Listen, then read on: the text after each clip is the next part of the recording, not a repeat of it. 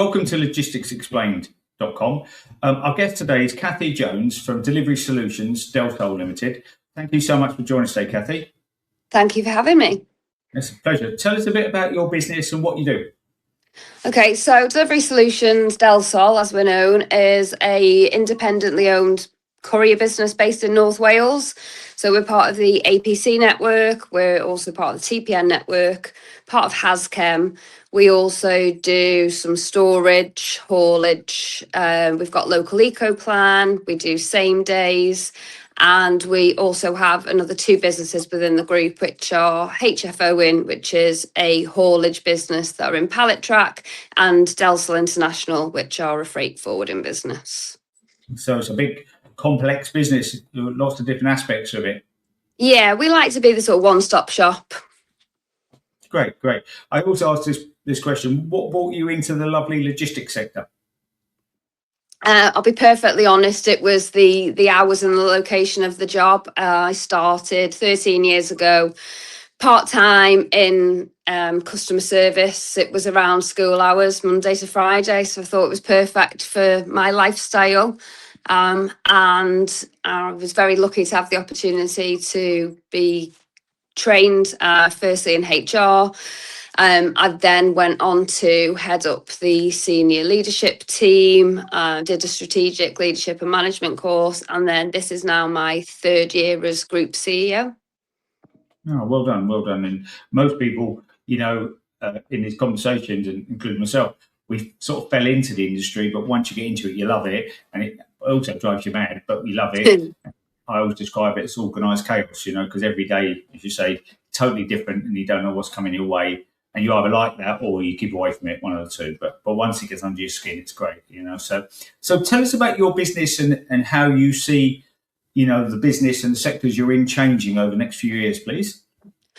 We're quite excited about the parcel business at the moment. So it was bought out back in July. APC is the network by William Stobart. So there's a lot of investment going into the network at the moment. There's a lot of new systems coming in, new people, and it's really driving the business forward. Whenever I'm asked about the parcel business by friends and family, they've never heard of APC. It's due to the fact that it's independently owned depot. So I suppose collectively as a whole, we would be like your DPDs in size, but when you're independently owned, you have a bit more control over the way you do things as well. And we have missed a trick, I think, by selling ourselves as a courier business that you actually get customer service in. So you can walk into our depots and pick up your parcel. There are staff manned at the desks. There are humans to answer the phone. They can actually phone the driver and have a conversation. Whilst I appreciate that there are metrics and KPIs that are required in this line of business, it's not that heavily driven. So the chances of a driver being able to go back and reattempt to deliver a parcel because you've literally just missed them, like that is part of the APC network, which isn't anything that you get anywhere else.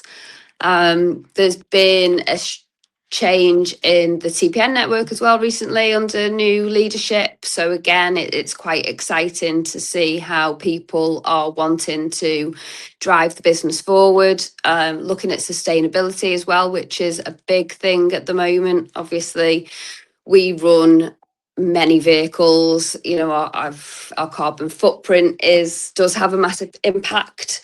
So we're looking at making the routes more sustainable and economical, different types of fuel that are coming in, new vehicles, advanced technologies, AI, like there's just so much at the moment that is driving the industry forward. It is a very competitive nature, and everybody does want something for nothing. And I feel like the last mile delivery people that don't always get the credit that we deserve. Yeah, no, I think it's a very dynamic industry, and as consumers, we take it. I think we take it for granted. I don't mean we're not respectful. It's just that it's so efficient, so effective, whether it be air freight, sea freight. express courier same day. It all works really, really well, and all you guys and girls do a fantastic job. And part of Reason Logistics Explained is to celebrate that and to share how everyone does it. And everyone does the same thing differently, in different sectors and different specialisms. So, what do you see as the biggest opportunities and threats, for the sector over the next few years?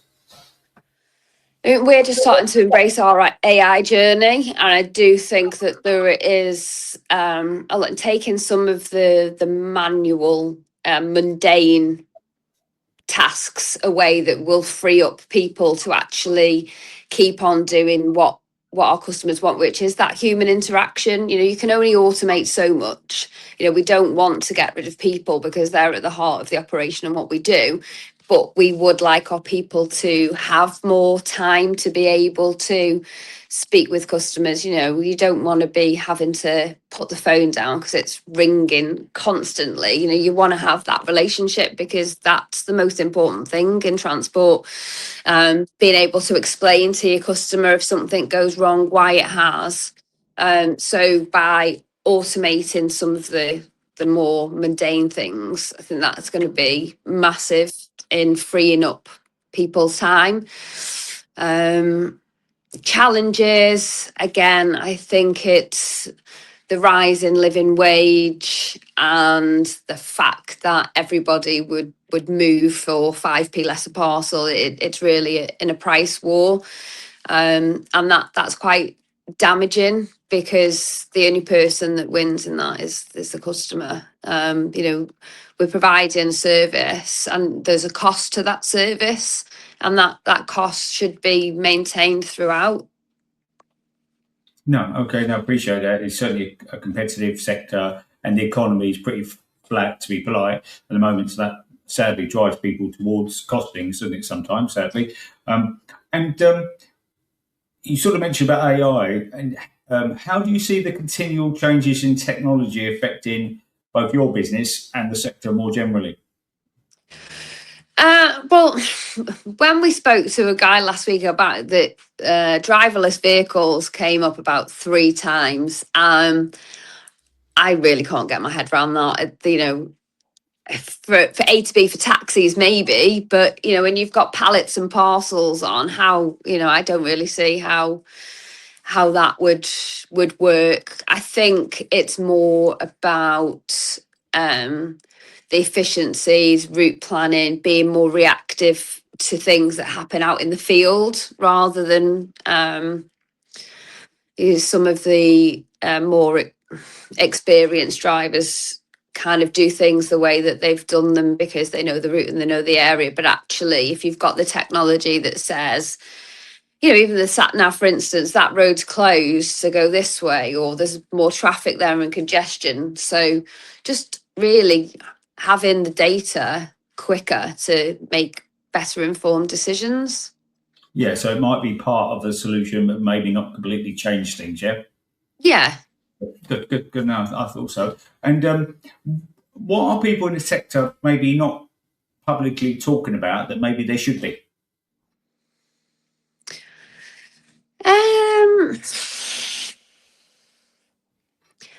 I think it is that sort of cutthroat industry that actually, if we're all struggling,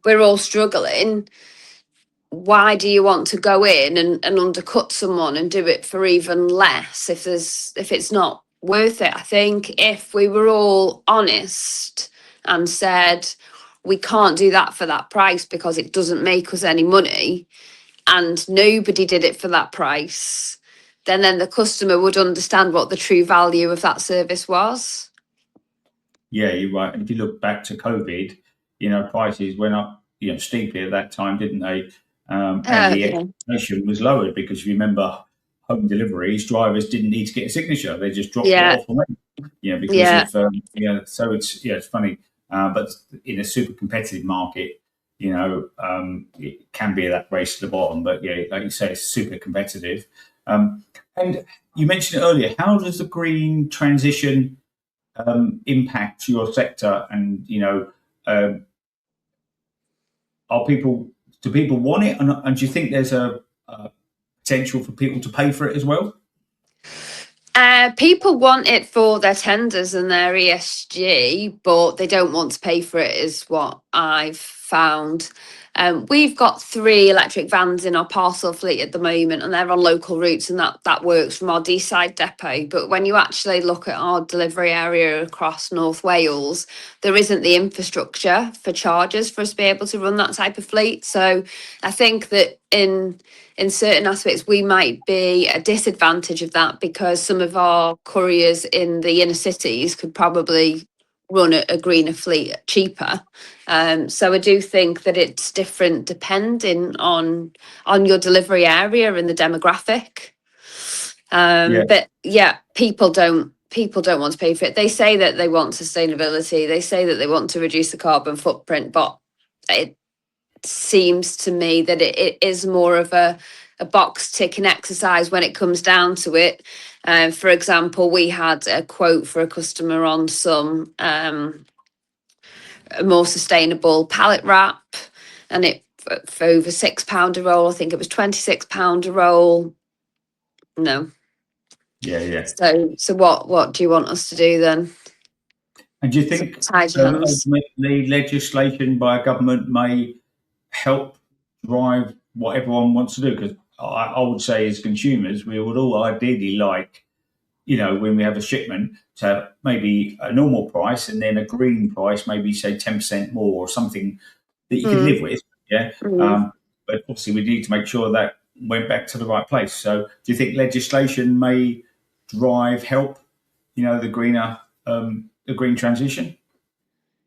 I think so. But I also think it's got to be wider spread, and I think there needs to be more people that actually understand what it is that you're trying to achieve by it. So I think education on it as well.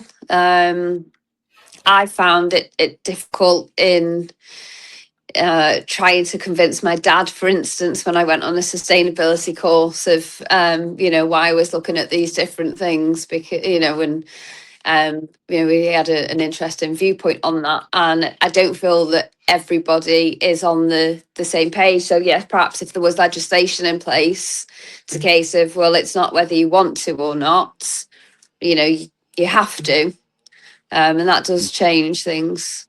Yeah, that might drive change. Yeah. And during your career in this sector, what has surprised you? What developments have surprised you most in the sector? I'm delighted to see more women now. So when I first started going out to the sort of regional meetings with the networks, I felt very I felt isolated myself. I wasn't very confident. I was young and I was female. And when you walk into a room with a lot of men that all know each other, it's hard to sort of go in and break into those circles. Yes. But I did. I put my big girl pants on and I embraced it. And the more meetings that we go to now, it's really encouraging to see more and more women in leadership roles within logistics. And I think that's been definitely a massive shift that I've seen in the past sort of 5 or 6 years. Good. Yeah, I think it's very good. Yeah, because we all have different strengths and weaknesses. Men, women, older, younger. And the more dynamic, a workforce we have, the world's probably a better place. And with different perspectives and different views, because we all have different views depending on our age bands as well. Like you mentioned, before. Yeah, appreciate it. Yeah. Good. And the last question I sort of asked everyone, Kathy, is said, if you could speak to the government, what would you ask them to do to help your business grow and flourish?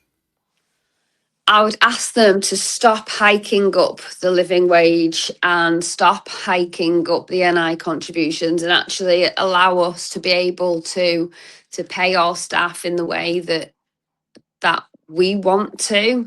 I think the gap between sort of unskilled and skilled at the moment is eroding so much, because it's unachievable to put the whole workforce's wages up by the percentage that the minimum living wage is going up by, and that does take effect. I mean, only last year with the change in the NI contributions, unfortunately, we lost staff to be able to mitigate the increase in that, and that's, to me, detrimental to what they were trying to achieve anyway, because unemployment is not something that is good for the people or the economy. So if that was stopped, I think that would be far better. And also to recognise transport. I was at a CBI dinner last night, and the First Minister of Wales was talking, and she went on about all the different grants and initiatives for all these new things coming in: digital transformation, AI, advanced manufacturing, and transport isn't recognised at all. And I sort of sat to the person next to me, and I said, the thing is, I said, the food on the table that we're eating now, how did that get here? All of these things, it's all brought here. Transport is key, yet there doesn't seem to be any grants, any funding, any recognition within colleges, schools, universities. Is there a degree in logistics? So I think recognise the industry for what we do, because it isn't just driving a van. I did my Class 1 licence back in November. A driver had let me down, and I said to the planner, if I had the licence, I'd take the load myself. And I went to bed, and the next morning I thought, I'm going to do this.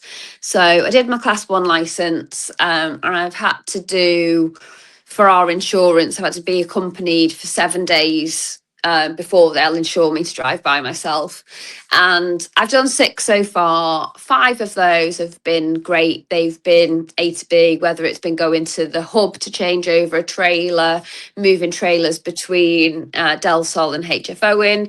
And I did 1 day out with a driver on multi-drop. Luckily, we only had 1 collection on delivery, but it was shocking. I think we only covered 35 miles. I was driving for 4.5 hours.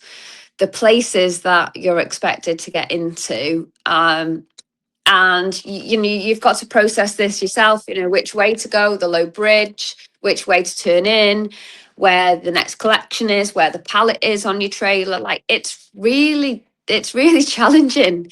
And I don't think that they're given the credit or the understanding that it isn't just sitting behind a wheel and driving. There is a lot more to it. It's a very skilled job, and I was having a conversation yesterday about this, and about 1 in 12 people, 8%, either work in the logistics or something very close to the logistics sector. So it's a big part of UK PLC, and it drives UK PLC, because without all the food getting to the supermarkets, the goods getting to you, the pallets, the world would stop pretty quickly. So I really appreciate your views and that, and hopefully someone from the government will listen and take it really seriously, because it is the lifeblood of a UK PLC, and hopefully that work. But I just want to say thank you very much for your time, Kathy, and I'm sure our viewers and listeners will really enjoy it. No, thank you very much for having me.